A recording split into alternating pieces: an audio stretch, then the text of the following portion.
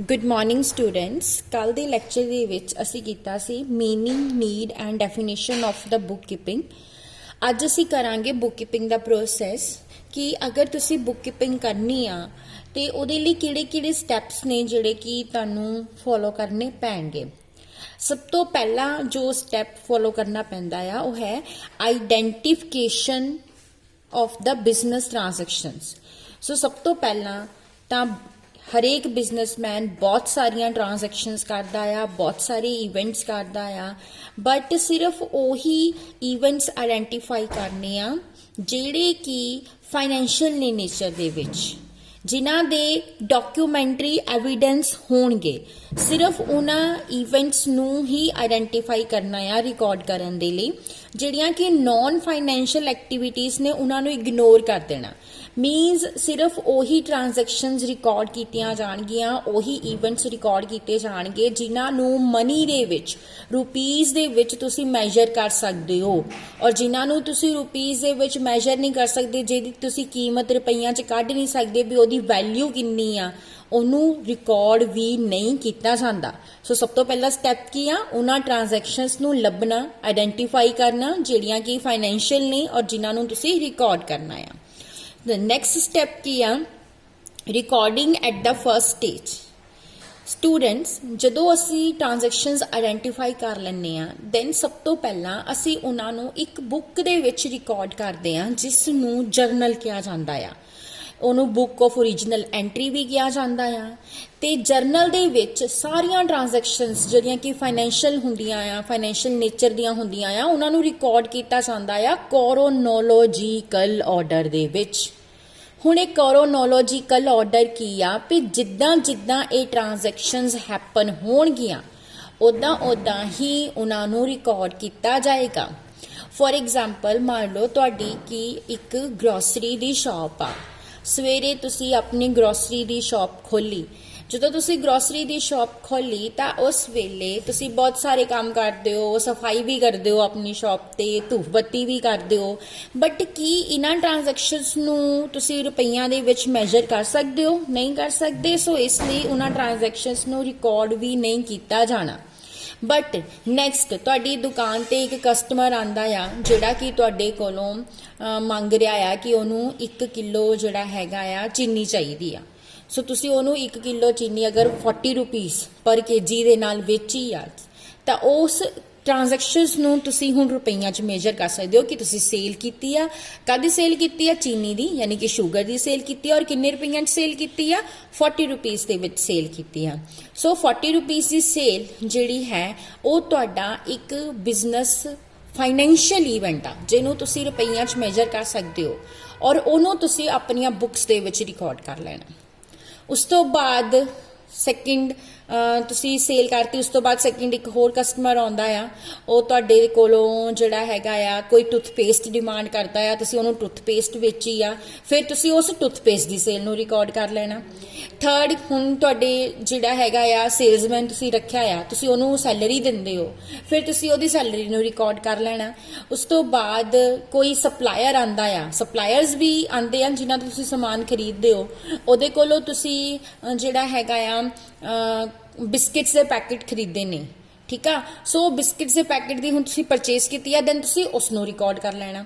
ਸੋ ਇਹਨੂੰ ਕਰੋਨੋਲੋਜੀਕਲ ਆਰਡਰ ਕਹਿੰਦੇ ਆ ਵੀ ਜਿੱਦਾਂ ਜਿੱਦਾਂ ਇਵੈਂਟਸ ਹੈਪਨ ਹੁੰਦੇ ਜਾਣਗੇ ਉਦਾਂ ਨਾਲ ਦੀ ਨਾਲ ਤੁਸੀਂ ਉਹਨਾਂ ਨੂੰ ਆਪਣੇ ਜਰਨਲ ਦੇ ਵਿੱਚ ਰਿਕਾਰਡ ਕਰਦੇ ਜਾਣਾ। ਜਿਹੜਾ ਇਵੈਂਟ ਪਹਿਲਾਂ ਹੈਪਨ ਹੋਇਆ ਉਹ ਪਹਿਲਾਂ ਰਿਕਾਰਡ ਕੀਤਾ ਜਾਏਗਾ ਔਰ ਜਿਹੜਾ ਇਵੈਂਟ ਬਾਅਦ ਵਿੱਚ ਹੈਪਨ ਹੋਇਆ ਉਸ ਨੂੰ ਬਾਅਦ ਵਿੱਚ ਰਿਕਾਰਡ ਕੀਤਾ ਜਾਏਗਾ। ਥਰਡ ਸਟੈਪ ਕੀ ਆ? ਪੋਸਟਿੰਗ ਇਨ ਦਾ ਲੈਜਰ। ਹੁਣ ਜਰਨਲ ਇੱਕ ਇਹੋ ਜਿਹੀ ਬੁੱਕ ਆ ਜਿਹਦੇ ਵਿੱਚ ਤੁਸੀਂ ਹਰ ਤਰ੍ਹਾਂ ਦਾ ਫਾਈਨੈਂਸ਼ੀਅਲ ਇਵੈਂਟ ਰਿਕਾਰਡ ਕੀਤਾ ਹੋਇਆ ਆ। ਉਹਦੇ ਵਿੱਚ ਤੁਹਾਡੀਆਂ ਸੇਲ ਦੀਆਂ ਟ੍ਰਾਂਜੈਕਸ਼ਨਸ ਵੀ ਰਿਕਾਰਡਡ ਨੇ, ਤੁਹਾਡੀਆਂ ਪਰਚੇਜ਼ ਦੀਆਂ ਟ੍ਰਾਂਜੈਕਸ਼ਨਸ ਵੀ ਰਿਕਾਰਡਡ ਨੇ, ਤੁਸੀਂ ਸੈਲਰੀ ਪੇ ਕੀਤੀ ਆ ਉਹ ਵੀ ਰਿਕਾਰਡਡ ਆ, ਤੁਸੀਂ ਆਪਣੀ ਸ਼ਾਪ ਦਾ ਰੈਂਟ ਪੇ ਕੀਤਾ ਆ ਉਹ ਵੀ ਰਿਕਾਰਡਡ ਆ। ਸੋ ਇੱਕ ਬੁੱਕ ਆ ਜਿਹਦੇ ਵਿੱਚ ਬਹੁਤ ਤਰ੍ਹਾਂ ਦੀਆਂ ਡਿਫਰੈਂਟ ਜਿਹੜੀਆਂ ਫਾਈਨੈਂਸ਼ੀਅਲ ਟ੍ਰਾਂਜੈਕਸ਼ਨਸ ਤੁਸੀਂ ਰਿਕਾਰਡ ਕੀਤੀਆਂ ਆ। ਬਟ ਹੁਣ ਮੰਨ ਲਓ ਤੁਸੀਂ ਮਹੀਨੇ ਦੇ ਐਂਡ ਦੇ ਵਿੱਚ ਇਹ ਫਾਈਂਡ ਆਊਟ ਕਰਨਾ ਆ ਕਿ ਤੁਸੀਂ ਪੂਰੇ ਮਹੀਨੇ ਦੇ ਵਿੱਚ ਟੋਟਲ ਸੇਲ ਕਿੰਨੀ ਕੀਤੀ ਆ। ਹੁਣ ਜਰਨਲ ਦੇ ਵਿੱਚੋਂ ਟੋਟਲ ਸੇਲ ਲੱਭਣੀ ਬਹੁਤ ਮੁਸ਼ਕਿਲ ਹੋ ਜਾਏਗੀ। ਤੁਹਾਨੂੰ ਹਰ ਪੇਜ ਨੂੰ ਫਰੋਲਣਾ ਪਏਗਾ, ਹਰ ਪੇਜ ਤੇ ਜਾ ਕੇ ਦੇਖਣਾ ਪਵੇਗਾ ਕਿ ਇਸ ਪੇਜ ਤੇ ਕਿੰਨੀ, ਇਸ ਦਿਨ ਕਿੰਨੀ ਸੇਲ ਹੋਈ, ਅਗਲੇ ਦਿਨ ਕਿੰਨੀ ਸੇਲ ਹੋਈ, ਤੀਜੇ ਦਿਨ ਕਿੰਨੀ ਸੇਲ ਹੋਈ। ਸੋ ਇਸੇ ਕੰਮ ਨੂੰ ਈਜ਼ੀ ਕਰਨ ਦੇ ਲਈ ਲੈਜਰਸ ਬਣਾਏ ਜਾਂਦੇ ਆ। ਹੁਣ ਲੈਜਰਸ ਕੀ ਹੁੰਦੇ ਆ? ਅਸੀਂ ਸਭ ਤੋਂ ਪਹਿਲਾਂ ਜਰਨਲ ਦੇ ਵਿੱਚ ਐਂਟਰੀ ਰਿਕਾਰਡ ਕਰ ਲਈ, ਉਹਦੇ ਤੋਂ ਬਾਅਦ ਉਸੇ, ਜਿੱਦਾਂ ਮੰਨ ਲਓ ਤੁਸੀਂ ਸੇਲ ਦੀ ਐਂਟਰੀ ਰਿਕਾਰਡ ਕੀਤੀ ਆ, ਤੇ ਅਸੀਂ ਸੇਲ ਦਾ ਇੱਕ ਲੈਜਰ ਬਣਾ ਲੈਣਾ। ਜਦੋਂ ਤੁਸੀਂ ਜਰਨਲ ਦੇ ਵਿੱਚ ਉਹਨੂੰ ਰਿਕਾਰਡ ਕੀਤਾ, ਉਹਦੇ ਨਾਲ ਨਾਲ ਹੀ ਉਹਨੂੰ ਜਿਹੜਾ ਹੈਗਾ ਆ ਲੈਜਰ ਦੇ ਵਿੱਚ ਵੀ ਪੋਸਟ ਕਰ ਦੇਣਾ, ਉਸ ਐਂਟਰੀ ਨੂੰ ਲੈਜਰ ਦੇ ਵਿੱਚ ਵੀ ਰਿਕਾਰਡ ਕਰ ਲੈਣਾ। ਬਟ ਹੁਣ ਜਿਹੜੇ ਜਰਨਲ ਆ ਉਹਦੇ ਵਿੱਚ ਤਾਂ ਅਲੱਗ-ਅਲੱਗ ਤਰ੍ਹਾਂ ਦੇ ਬਹੁਤ ਸਾਰੇ ਐਂਟਰੀਜ਼ ਹੈਗੀਆਂ ਨੇ, ਬਟ ਲੈਜਰ ਦੇ ਵਿੱਚ, ਇੱਕ ਲੈਜਰ ਦੇ ਵਿੱਚ ਸਿਰਫ ਇੱਕੋ ਤਰ੍ਹਾਂ ਦੀਆਂ ਐਂਟਰੀਜ਼ ਹੋਣਗੀਆਂ। ਲਾਈਕ ਸੇਲ ਦਾ ਲੈਜਰ ਆ ਤਾਂ ਉਹਦੇ ਵਿੱਚ ਸਿਰਫ ਸੇਲ ਦੇ ਹੀ ਰਿਕਾਰਡਸ ਐਂਟਰ ਕੀਤੇ ਜਾਣਗੇ। ਇਸੇ ਤਰ੍ਹਾਂ ਪਰਚੇਜ਼ ਦਾ ਲੈਜਰ ਆ, ਉਹਦੇ ਵਿੱਚ ਸਿਰਫ ਪਰਚੇਜ਼ ਦੇ ਹੀ ਰਿਕਾਰਡ ਐਂਟਰ ਕੀਤੇ ਜਾਣਗੇ। ਉਸੇ ਤਰ੍ਹਾਂ ਕੈਸ਼ ਦਾ ਲੈਜਰ ਆ, ਉਹਦੇ ਵਿੱਚ ਸਿਰਫ ਕੈਸ਼ ਨਾਲ ਰਿਲੇਟਡ ਰਿਕਾਰਡਸ ਹੀ ਐਂਟਰ ਕੀਤੇ ਜਾਣਗੇ, ਈਵੈਂਟਸ ਰਿਕਾਰਡ ਕੀਤੇ ਜਾਣਗੇ। ਸੋ ਇਸ ਤਰ੍ਹਾਂ ਨਾਲ ਲੈਜਰ ਪੋਸਟਿੰਗ ਦੇ ਨਾਲ ਕੀ ਹੁੰਦਾ ਆ ਕਿ ਤੁਹਾਨੂੰ ਹਰ ਪਾਰਟਿਕੂਲਰ ਅਕਾਊਂਟ ਦਾ ਟੋਟਲ ਜਿਹੜਾ ਆ ਤੁਸੀਂ ਉਹ ਫਾਈਂਡ ਆਊਟ ਕਰ ਸਕਦੇ ਹੋ। ਉਸ ਮਹੀਨੇ ਦੀ ਪੂਰੀ ਸੇਲ ਦੇਖ ਸਕਦੇ ਹੋ ਸੇਲ ਲੈਜਰ ਚੋਂ, ਪਰਚੇਜ਼ ਲੈਜਰ ਚੋਂ ਉਸ ਮਹੀਨੇ ਦੀ ਪੂਰੀ ਪਰਚੇਜ਼ ਦੇਖ ਸਕਦੇ ਹੋ ਉਸੇ, ਕਿਉਂਕਿ ਉਸ ਪਰਚੇਜ਼ ਲੈਜਰ 'ਚ ਸਿਰਫ ਪਰਚੇਜ਼ ਹੀ ਰਿਕਾਰਡ ਹੋਈ ਆ, ਕੋਈ ਹੋਰ ਟ੍ਰਾਂਜੈਕਸ਼ਨਸ ਰਿਕਾਰਡ ਨਹੀਂ ਹੋਈਆਂ। ਸੈਲਰੀ ਵਾਲੇ ਲੈਜਰ 'ਚ ਤੁਸੀਂ ਸੈਲਰੀਜ਼ ਦੇਖ ਸਕਦੇ ਹੋ ਕਿੰਨੀਆਂ ਪੇ ਕੀਤੀਆਂ। ਨੈਕਸਟ ਹੈ ਲੈਜਰ ਅਕਾਊਂਟ ਬੈਲੈਂਸਿੰਗ। ਜਦੋਂ ਤੁਸੀਂ ਆਪਣੇ ਇਹ ਅਕਾਊਂਟਸ ਲੈਜਰਸ ਦੇ ਵਿੱਚ ਐਂਟਰੀਜ਼ ਰਿਕਾਰਡ ਕਰਦੇ ਹੋ, ਬਾਅਦ ਵਿੱਚ ਉਸ ਲੈਜਰ ਨੂੰ ਬੈਲੈਂਸ ਕੀਤਾ ਜਾਂਦਾ ਆ। ਜਿੱਦਾਂ ਕਿ ਮੈਂ ਤੁਹਾਨੂੰ ਹੁਣੇ ਕਿਹਾ ਕਿ ਆਪਾਂ ਸੇਲ ਦੇ ਲੈਜਰ ਦੇ ਵਿੱਚ ਪੂਰੇ ਮਹੀਨੇ ਵਿੱਚ ਜਿੰਨੀ ਵੀ ਸੇਲ ਹੋਈ ਆ ਸਾਰੀ ਰਿਕਾਰਡ ਕੀਤੀ ਆ। ਜਦੋਂ ਮਹੀਨਾ ਖਤਮ ਹੋਣਾ, ਮਹੀਨੇ ਦਾ ਐਂਡ ਹੋਣਾ, ਦੈਨ ਅਸੀਂ ਉਸ ਸੇਲ ਲੈਜਰ ਨੂੰ ਬੈਲੈਂਸ ਕਰਨਾ, ਮੀਨਸ ਅਸੀਂ ਉਹਦਾ ਟੋਟਲ ਕਰ ਲੈਣਾ। ਟੋਟਲ ਕਰਕੇ ਕੀ ਦੇਖਣਾ ਆ ਕਿ ਉਸ ਲੈਜਰ ਦੇ ਵਿੱਚ ਕਿੰਨੀ ਜਿਹੜੀ ਹੈਗੀ ਆ ਟੋਟਲ ਸੇਲ ਰਿਕਾਰਡ ਹੋਈ ਆ। ਜਦੋਂ ਵੀ ਲੈਜਰਸ ਦੀ ਬੈਲੈਂਸਿੰਗ ਕੀਤੀ ਜਾਂਦੀ ਆ ਤੇ ਇੱਕ ਡੈਬਿਟ ਸਾਈਡ ਹੁੰਦੀ ਆ ਲੈਜਰ ਦੀ, ਇੱਕ ਕ੍ਰੈਡਿਟ ਸਾਈਡ ਹੁੰਦੀ ਆ। ਸੋ ਦੋਨੋਂ ਸਾਈਡਸ ਦਾ ਟੋਟਲ ਕਰ ਲਿਆ ਜਾਂਦਾ ਆ। ਡੈਬਿਟ ਸਾਈਡ ਦਾ ਵੀ ਟੋਟਲ ਕਰ ਲਿਆ ਜਾਂਦਾ ਆ। ਕੁਝ ਐਂਟਰੀਜ਼ ਡੈਬਿਟ ਸਾਈਡ ਤੇ ਰਿਕਾਰਡ ਹੋਈਆਂ ਹੁੰਦੀਆਂ ਆ, ਕੁਝ ਕ੍ਰੈਡਿਟ ਸਾਈਡ ਤੇ ਦੋਨਾਂ ਦੇ ਵਿੱਚੋਂ ਜੋ ਡਿਫਰੈਂਸ ਹੁੰਦਾ ਆ, ਡੈਬਿਟ ਔਰ ਕ੍ਰੈਡਿਟ ਦੇ ਵਿੱਚ ਜੋ ਡਿਫਰੈਂਸ ਹੁੰਦਾ ਆ ਉਹਨੂੰ ਕੱਢਿਆ ਜਾਂਦਾ ਆ, ਉਹਨੂੰ ਅਸੀਂ ਬੈਲੈਂਸ ਕਰਨਾ ਕਹਿੰਦੇ ਆ। ਮੰਨ ਲਓ ਡੈਬਿਟ ਸਾਈਡ ਤੇ ਜੋ ਆ 40,000 ਦੀਆਂ ਟੋਟਲ ਐਂਟਰੀਜ਼ ਰਿਕਾਰਡ ਹੋਈਆਂ ਔਰ ਕ੍ਰੈਡਿਟ ਸਾਈਡ ਤੇ ਟੋਟਲ 70,000 ਦੀਆਂ ਐਂਟਰੀਜ਼ ਰਿਕਾਰਡ ਹੋਈਆਂ। ਸੋ ਕ੍ਰੈਡਿਟ ਸਾਈਡ 70,000 ਆ, ਡੈਬਿਟ ਸਾਈਡ 'ਚ 40,000 ਆ। ਸੋ ਕ੍ਰੈਡਿਟ ਸਾਈਡ 30,000 ਵੱਧ ਆ, ਉਹ ਕੀ ਆ? ਬੈਲੈਂਸ। ਉਹਨੂੰ ਅਸੀਂ ਲੈਜਰਸ ਦੀ ਬੈਲੈਂਸਿੰਗ ਕਰਨਾ ਕਹਿੰਦੇ ਆ। ਇਹ ਹਜੇ ਬੇਟਾ ਤੁਹਾਨੂੰ ਇੰਨਾ ਕਲੀਅਰ ਨਹੀਂ ਹੋਏਗਾ, ਬਟ ਜਦੋਂ ਅਸੀਂ ਪ੍ਰੈਕਟੀਕਲੀ ਲੈਜਰਸ ਬਣਾਵਾਂਗੇ, ਜਰਨਲਸ ਬਣਾਵਾਂਗੇ, ਉਦੋਂ ਤੁਹਾਨੂੰ ਇਹ ਜ਼ਿਆਦਾ ਕਲੀਅਰ ਹੋਏਗਾ ਕਿ ਡੈਬਿਟ ਸਾਈਡ 'ਚ ਕੀ ਆਂਦਾ ਆ, ਕ੍ਰੈਡਿਟ ਸਾਈਡ 'ਚ ਕੀ ਆਂਦਾ ਆ ਔਰ ਕਿਸ ਤਰ੍ਹਾਂ ਉਹਨਾਂ ਦੀ ਬੈਲੈਂਸਿੰਗ ਕੀਤੀ ਜਾਂਦੀ ਆ। ਨੈਕਸਟ ਹੈ preparation of the trial balance. ਹੁਣ ਆਪਾਂ ਜਿੰਨੇ ਵੀ ਲੈਜਰਸ ਨੇ ਸਾਰਿਆਂ ਦੇ ਬੈਲੈਂਸ ਕੈਲਕੂਲੇਟ ਕਰ ਲਏ ਵੀ ਸੇਲ 2 ਲੱਖ ਦੀ ਆ, ਪਰਚੇਜ਼ 1 ਲੱਖ ਦੀ ਆ, ਸੈਲਰੀਜ਼ 50,000 ਦੇ ਦਿੱਤੀਆਂ ਗਈਆਂ, ਕੈਸ਼ ਦਾ ਬੈਲੈਂਸ 90,000 ਆ। ਬਾਅਦ ਵਿੱਚ ਇਹਨਾਂ ਸਾਰੇ ਜਿੰਨੇ ਵੀ ਤੁਹਾਡੇ ਲੈਜਰਸ ਤੁਸੀਂ ਬਣਾਏ ਆ ਉਹਨਾਂ ਸਾਰਿਆਂ ਦੇ ਬੈਲੈਂਸਿਸ ਦੀ ਨਾ ਇੱਕ ਸਟੇਟਮੈਂਟ ਬਣਾ ਲਈ ਜਾਂਦੀ ਆ। ਉਸ ਸਟੇਟਮੈਂਟ ਦੇ ਵਿੱਚ ਹਰੇਕ ਦਾ ਲੈਜਰ ਦਾ ਨਾਮ ਲਿਖ ਕੇ ਉਹਦੇ ਮੋਰੇ ਉਹਦਾ ਬੈਲੈਂਸ ਲਿਖ ਦਿੱਤਾ ਜਾਂਦਾ ਆ। ਉਹਨੂੰ ਟ੍ਰਾਇਲ ਬੈਲੈਂਸ ਕਹਿੰਦੇ ਨੇ। ਉਸ ਸਟੇਟਮੈਂਟ ਨੂੰ ਕੀ ਕਹਿੰਦੇ ਨੇ? Trial balance. ਜਦੋਂ ਮੈਂ ਤੁਹਾਨੂੰ ਦੱਸਿਆ ਕਿ ਲੈਜਰਸ ਦੀ ਜਦੋਂ ਤੁਸੀਂ ਬੈਲੈਂਸਿੰਗ ਕਰਨੀ ਆ ਤਾਂ ਕੁਝ ਲੈਜਰਸ ਦੇ ਬੈਲੈਂਸਿਸ ਡੈਬਿਟ ਸਾਈਡ ਤੇ ਆਣੇ ਆ, ਕੁਝ ਲੈਜਰਸ ਦੇ ਬੈਲੈਂਸਿਸ ਕ੍ਰੈਡਿਟ ਸਾਈਡ ਤੇ ਆਣੇ। ਕਿਸੇ ਦਾ ਕ੍ਰੈਡਿਟ ਸਾਈਡ ਜ਼ਿਆਦਾ ਹੋਣੀ, ਕਿਸੇ ਦੀ ਡੈਬਿਟ ਸਾਈਡ ਜ਼ਿਆਦਾ ਹੋਣੀ ਆ। ਤਾਂ ਜਿਹੜੀ ਵੀ ਸਾਈਡ ਤੇ ਉਹ ਬੈਲੈਂਸ ਆਉਂਦੇ ਆ, ਟ੍ਰਾਇਲ ਬੈਲੈਂਸ ਦਾ ਵੀ ਸੇਮ ਉਸੇ ਤਰ੍ਹਾਂ 2 ਕਾਲਮ ਬਣਾਤੇ ਜਾਂਦੇ ਆ, debit column and credit column. So ਜੇ ਸੇਲ ਹਮੇਸ਼ਾ ਜੋ ਹੁੰਦੀ ਆ ਉਹ ਕ੍ਰੈਡਿਟ ਹੁੰਦੀ ਆ, ਸੋ ਸੇਲ ਦਾ ਅਮਾਉਂਟ ਹਮੇਸ਼ਾ ਆਪਾਂ ਕ੍ਰੈਡਿਟ ਦੇ ਕਾਲਮ 'ਚ ਲਿਖਦੇ ਆ। ਪਰਚੇਜ਼ ਹਮੇਸ਼ਾ ਡੈਬਿਟ ਹੁੰਦੀ ਆ, ਪਰਚੇਜ਼ ਦਾ ਬੈਲੈਂਸ ਹਮੇਸ਼ਾ ਡੈਬਿਟ 'ਚ ਆਏਗਾ, ਸੋ ਪਰਚੇਜ਼ ਦਾ ਅਮਾਉਂਟ ਆਪਾਂ ਡੈਬਿਟ 'ਚ ਲਿਖ ਦੇਣਾ। ਸੋ ਇਸ ਤਰ੍ਹਾਂ ਕੁਝ ਅਮਾਉਂਟ ਡੈਬਿਟ ਸਾਈਡ ਪੈਣਗੇ, ਕੁਝ ਅਮਾਉਂਟ ਕ੍ਰੈਡਿਟ ਸਾਈਡ ਪੈਣਗੇ। ਔਰ ਟ੍ਰਾਇਲ ਬੈਲੈਂਸ ਦੇ ਵਿੱਚ ਕੀ ਹੁੰਦਾ ਹੈ ਕਿ ਤੁਹਾਡੀ debit and credit the total ਜੋ ਆ ਉਹ ਮੈਚ ਕਰਦਾ ਹੋਣਾ ਚਾਹੀਦਾ ਆ। ਸੋ ਇਸ ਤਰ੍ਹਾਂ ਤੁਸੀਂ ਆਪਣੇ ਟ੍ਰਾਇਲ ਬੈਲੈਂਸ ਨੂੰ ਬਣਾ ਕੇ ਇਹ ਵੀ ਚੈੱਕ ਕਰ ਸਕਦੇ ਹੋ ਕਿ ਤੁਹਾਡੇ ਜਿੰਨੇ ਵੀ ਤੁਸੀਂ ਅਕਾਊਂਟਸ ਬਣਾਏ ਨੇ ਕਿ ਉਹ ਐਕਿਊਰੇਟ ਨੇ ਜਾਂ ਨਹੀਂ। ਅਗਰ ਤੁਹਾਡਾ trial balance the debit and credit the total match ਕਰਦਾ, ਇਟ ਮੀਨਸ ਤੁਹਾਡੇ ਅਕਾਊਂਟਸ ਅਕਿਊਰੇਟ ਨੇ, ਔਰ ਅਗਰ ਉਹ ਮੈਚ ਨਹੀਂ ਕਰਦਾ ਇਹਦਾ ਮਤਲਬ ਕਿਤੇ ਨਾ ਕਿਤੇ ਕੋਈ ਪ੍ਰੋਬਲਮ ਹੈਗੀ ਆ। ਸੋ ਫਿਰ ਉਸ ਤੋਂ ਬਾਅਦ ਤੁਸੀਂ ਉਸ ਪ੍ਰੋਬਲਮ ਨੂੰ ਫਾਈਂਡ ਆਊਟ ਕਰਦੇ ਹੋ। ਸੋ ਇਹ ਡਿਫਰੈਂਟ ਸਟੈਪਸ ਨੇ ਜਿਹੜੇ ਕਿ ਬੁੱਕ ਕੀਪਿੰਗ ਦੇ ਵਿੱਚ ਕੀਤੇ ਜਾਂਦੇ ਆ। ਸੋ ਕਿਹੜੇ ਸੀ? ਸਭ ਤੋਂ ਪਹਿਲਾਂ ਟ੍ਰਾਂਜੈਕਸ਼ਨਸ ਨੂੰ ਆਇਡੈਂਟੀਫਾਈ ਕਰਨਾ, ਸੈਕਿੰਡ ਵਨ ਉਹਨਾਂ ਨੂੰ ਜਰਨਲ ਦੇ ਵਿੱਚ ਉਹਨਾਂ ਦੀ ਰਿਕਾਰਡਿੰਗ ਕਰਨੀ, ਥਰਡ ਉਹਨਾਂ ਨੂੰ ਲੈਜਰ ਦੇ ਵਿੱਚ ਪੋਸਟ ਕਰਨਾ, ਫੋਰਥ ਲੈਜਰਸ ਦੀ ਬੈਲੈਂਸਿੰਗ ਕਰਨੀ, ਐਂਡ ਫਿਫਥ ਟ੍ਰਾਇਲ ਬੈਲੈਂਸ ਬਣਾਉਣਾ। ਹੁਣ ਨੈਕਸਟ ਟੌਪਿਕ ਜੋ ਆ ਉਹ ਹੈਗਾ ਕਿ objects of book keeping. Book keeping ਦੇ ਕੀ ਆਬਜੈਕਟਿਵ ਨੇ? ਸਭ ਤੋਂ ਪਹਿਲਾਂ ਬੁੱਕ ਕੀਪਿੰਗ ਕਿਉਂ ਕੀਤੀ ਜਾਂਦੀ ਆ? ਬਿਜ਼ਨਸ ਦੀ ਹਰ ਟ੍ਰਾਂਜੈਕਸ਼ਨਸ ਦਾ ਪਰਮਾਨੈਂਟ ਰਿਕਾਰਡ ਰੱਖਣ ਦੇ ਲਈ, ਕਿ ਤੁਹਾਡੇ ਕੋਲ ਇੱਕ ਪਰਮਾਨੈਂਟ ਰਿਕਾਰਡ ਹੋਏਗਾ ਹਰ ਟ੍ਰਾਂਜੈਕਸ਼ਨ ਦਾ। ਸੈਕਿੰਡ, ਉਸ ਟ੍ਰਾਂਜੈਕਸ਼ਨਸ ਦਾ ਤੁਹਾਡੀ ਬਿਜ਼ਨਸ ਦੇ ਫਾਈਨੈਂਸ਼ੀਅਲੀ ਕੀ ਇਫੈਕਟ ਹੋਇਆ, ਪ੍ਰੋਫਿਟਸ ਜਾਂ ਲਾਸਿਸ, ਉਹ ਪਤਾ ਲੱਗ ਜਾਂਦੇ ਨੇ।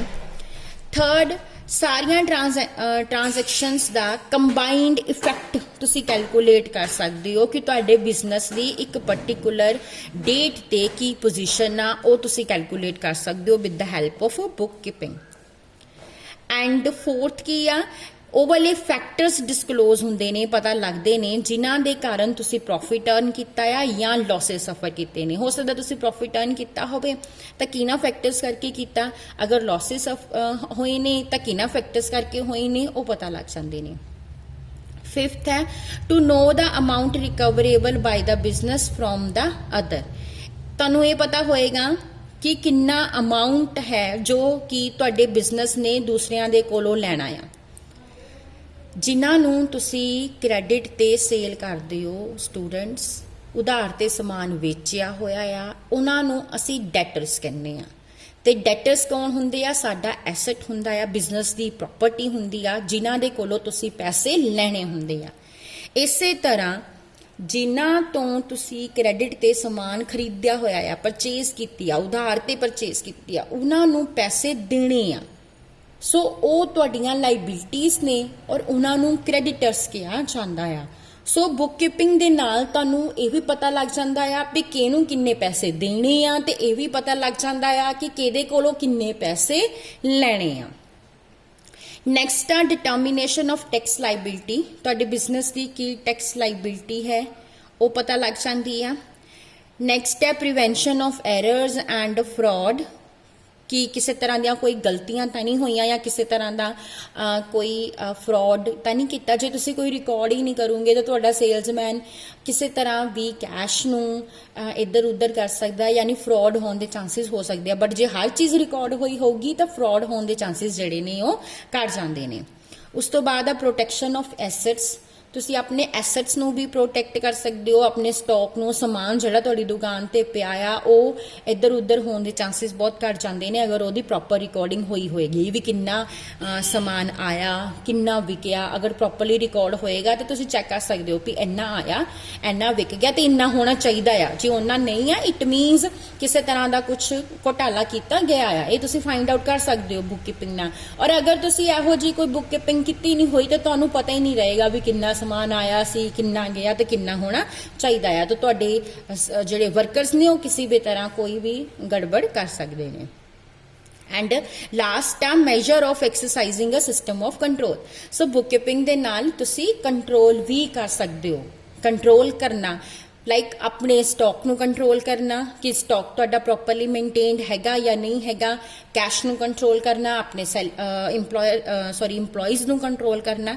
ਸੋ ਬੁੱਕ ਕੀਪਿੰਗ ਦੀ ਹੈਲਪ ਨਾਲ ਤੁਸੀਂ ਕੰਟਰੋਲ ਦਾ ਇੱਕ ਸਿਸਟਮ ਜਿਹੜਾ ਹੈਗਾ ਉਹ ਮੇਨਟੇਨ ਕਰ ਸਕਦੇ, ਲੱਗ ਸਕਦੇ ਹੋ। ਹੁਣ ਨੈਕਸਟ ਟੌਪਿਕ ਹੈ necessity of book keeping. Book keeping ਦੀ ਕੀ ਜ਼ਰੂਰਤ ਆ? ਸਭ ਤੋਂ ਪਹਿਲੀ ਹੈ ਲਿਮਿਟੇਸ਼ਨ ਆਫ ਹਿਊਮਨ ਮੈਮਰੀ। ਅਸੀਂ ਬਹੁਤ ਕੁਝ ਯਾਦ ਕਰਕੇ ਨਹੀਂ ਰੱਖ ਸਕਦੇ। ਸੋ ਤੁਸੀਂ ਇੱਕ ਦਿਨ 'ਚ ਤੁਹਾਡੀ ਦੁਕਾਨ ਤੇ ਕਿੰਨਾ ਸਮਾਨ ਖਰੀਦਿਆ, ਤੁਸੀਂ ਕਿੰਨਾ ਤੁਸੀਂ ਵੇਚਿਆ, ਕਿਹਨੂੰ ਕਿੰਨੇ ਪੈਸੇ ਦਿੱਤੇ, ਕਿਹਦੇ ਕੋਲੋਂ ਕਿੰਨੇ ਪੈਸੇ ਆਏ, ਤੁਸੀਂ ਇਹ ਸਾਰੀਆਂ ਚੀਜ਼ਾਂ ਯਾਦ ਕਰਕੇ ਨਹੀਂ ਰੱਖ ਸਕਦੇ। ਜੇ ਯਾਦ ਰੱਖੋਗੇ ਵੀ ਤਾਂ ਕਿੰਨੀ ਦੇਰ ਤੱਕ? ਕੋਈ ਵੀ ਜਿਹੜੀ ਟ੍ਰਾਂਜੈਕਸ਼ਨ ਤੁਹਾਨੂੰ ਇੱਕ ਦਿਨ 10 ਦਿਨ ਵੱਧ ਤੋਂ ਵੱਧ ਯਾਦ ਰਹਿ ਜਾਏਗੀ, ਇਸ ਤੋਂ ਜ਼ਿਆਦਾ ਤਾਂ ਨਹੀਂ ਯਾਦ ਰਹੇਗੀ। ਬਟ ਜੇ ਤੁਸੀਂ ਉਹਨਾਂ ਦੀ ਬੁੱਕ ਕੀਪਿੰਗ ਕੀਤੀ ਆ, ਰਿਕਾਰਡ ਮੇਨਟੇਨ ਕੀਤੀ ਆ, ਤਾਂ ਉਹ ਰਿਕਾਰਡਸ ਤੁਸੀਂ 5 ਸਾਲ 10 ਸਾਲ ਤੱਕ ਮੇਨਟੇਨ ਕਰਕੇ ਰੱਖ ਸਕਦੇ ਹੋ।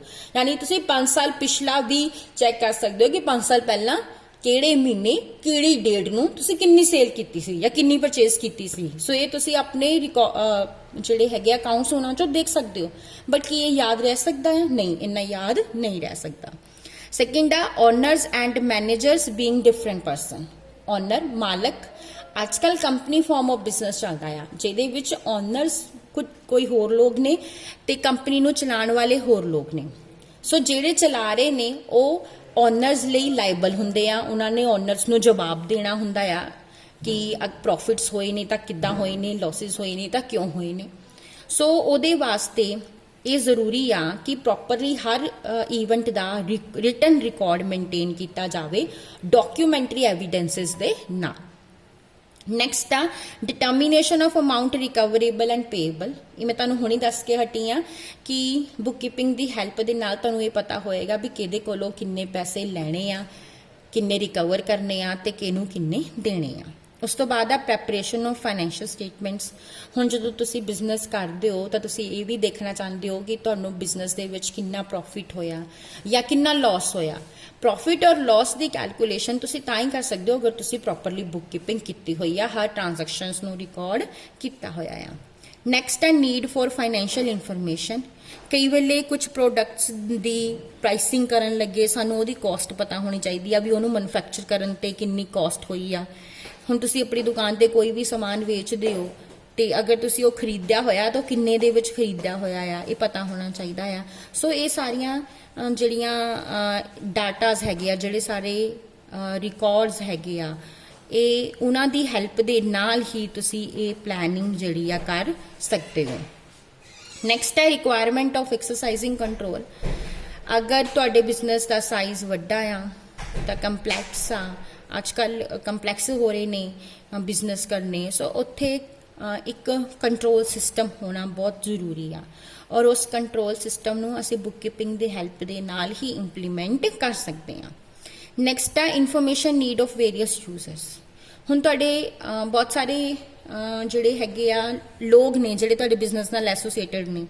ਲਾਈਕ ਜਿੱਦਾਂ ਕਿ ਮੈਂ ਕਿਹਾ ਕਿ ਹੁਣ ਓਨਰਸ ਸੈਪਰੇਟ ਨੇ ਐਂਡ ਮੈਨੇਜਰਸ ਹੋਰ ਨੇ। ਸੋ ਓਨਰਸ ਹੋ ਗਏ, ਇਨਵੈਸਟਰਸ ਹੋ ਗਏ, ਬੈਂਕਰਸ ਹੋ ਗਏ, ਜਿਨ੍ਹਾਂ ਨੇ ਲੋਨ ਦਿੱਤੇ ਹੋਏ ਤੁਹਾਨੂੰ, ਕ੍ਰੈਡੀਟਰਸ ਹੋ ਗਏ ਜਿਨ੍ਹਾਂ ਨੇ ਤੁਹਾਡੇ ਕੋਲੋਂ ਪੈਸੇ ਲੈਣੇ ਆ। ਉਹ ਸਾਰੇ ਤੁਹਾਡੇ ਬਿਜ਼ਨਸ ਦੇ ਅਕਾਊਂਟਿੰਗ ਇਨਫੋਰਮੇਸ਼ਨ 'ਚ ਇੰਟਰਸਟਡ ਹੋਣਗੇ ਵੀ ਤੁਸੀਂ ਕਿੰਨੇ ਪ੍ਰੋਫਿਟਸ ਅਰਨ ਕਰ ਰਹੇ ਹੋ। ਸੋ ਉਹਨਾਂ ਦੇ ਲਈ ਵੀ ਅਕਾਊਂਟਸ ਨੂੰ ਪ੍ਰੋਪਰਲੀ ਰਿਕਾਰਡ ਕਰਨਾ ਜ਼ਰੂਰੀ ਆ। ਨੈਕਸਟ ਹੈ need of taxation authorities. Taxes ਵੀ ਪੇ ਕਰਨੇ ਪੈਂਦੇ ਨੇ। ਟੈਕਸਿਸ ਪੇ ਕਰਨ ਦੇ ਲਈ ਵੀ ਜੋ ਤੁਹਾਡੀਆਂ ਟੈਕਸੇਸ਼ਨ ਅਥਾਰਟੀਜ਼ ਨੇ ਉਹ ਡਿਮਾਂਡ ਕਰਦੀਆਂ ਨੇ ਤੁਹਾਡੇ ਅਕਾਊਂਟਸ ਦੀ ਕਿ ਤੁਸੀਂ ਪ੍ਰੋਪਰਲੀ ਅਕਾਊਂਟਸ ਮੇਨਟੇਨ ਕੀਤੇ ਆ ਜਾਂ ਨਹੀਂ ਕੀਤੇ। ਨੈਕਸਟ ਹੈ ਪ੍ਰੀਵੈਂਸ਼ਨ ਆਫ ਫਰਾਡ ਨੂੰ ਰੋਕਣ ਦੇ ਲਈ ਤਾਂ ਕਿ ਤੁਹਾਡੇ ਇੰਪਲੋਈਜ਼ ਜਿਹੜੇ ਫਰਾਡ ਨਾ ਕਰ ਸਕਣ, ਇਸ ਲਈ ਵੀ ਬੁੱਕ ਕੀਪਿੰਗ ਜ਼ਰੂਰੀ ਆ। And last one is provide evidence. So book keeping ਜਦੋਂ ਅਸੀਂ ਕਰਦੇ ਹਾਂ, ਕੋਈ ਵੀ ਰਿਕਾਰਡ ਮੇਨਟੇਨ ਕਰਦੇ ਆ ਤੇ ਨਾਲ ਦੇ ਨਾਲ ਉਹਦੀ ਡਾਕੂਮੈਂਟਰੀ ਐਵੀਡੈਂਸ ਵੀ ਲਗਾਉਂਦੇ ਆ। ਅਗਰ ਬਾਅਦ ਵਿੱਚ ਕਿਸੇ ਤਰ੍ਹਾਂ ਦੀ ਕੋਈ ਪ੍ਰੋਬਲਮ ਆ ਜਾਂਦੀ ਆ, ਸਾਨੂੰ ਕੋਰਟ 'ਚ ਜਾਣਾ ਪੈਂਦਾ ਆ, ਤਾਂ ਉਹ ਡਾਕੂਮੈਂਟਰੀ ਐਵੀਡੈਂਸ ਸ਼ੋ ਕਰ ਸਕਦੇ ਹਾਂ ਅਸੀਂ ਕੋਰਟ ਦੇ ਵਿੱਚ। ਸੋ ਇਹ ਸਾਰੀਆਂ ਨੈਸੈਸਿਟੀਜ਼ ਨੇ ਜਿਨ੍ਹਾਂ ਦੇ ਕਰਕੇ ਬੁੱਕ ਕੀਪਿੰਗ ਕਰਨੀ ਜ਼ਰੂਰੀ ਆ। ਸੋ ਇੱਥੇ ਹੀ ਤੁਹਾਡਾ ਬੁੱਕ ਕੀਪਿੰਗ ਦਾ ਟੌਪਿਕ ਜਿਹੜਾ ਆ ਉਹ ਖਤਮ ਹੋ ਜਾਂਦਾ ਆ। ਨੈਕਸਟ ਕੱਲ ਅਸੀਂ ਸਟਾਰਟ ਕਰਾਂਗੇ ਅਕਾਊਂਟਿੰਗ। ਬੁੱਕ ਕੀਪਿੰਗ ਤੋਂ ਬਾਅਦ ਨੈਕਸਟ ਸਟੈਪ ਕੀ ਆ? ਅਕਾਊਂਟਿੰਗ। ਸੋ ਅਕਾਊਂਟਿੰਗ ਕੀ ਆ, ਉਹਦਾ ਕੀ ਮੀਨਿੰਗ ਹੈ, ਕੀ ਉਹਦਾ ਆਬਜੈਕਟਿਵ ਹੈਗੇ ਆ, ਕੀ ਉਹਦਾ ਪ੍ਰੋਸੈਸ ਹੈਗਾ ਆ, ਉਹ ਅਸੀਂ ਕੱਲ ਦੇ ਲੈਕਚਰ ਦੇ ਵਿੱਚ ਕਰਾਂਗੇ। Thank you.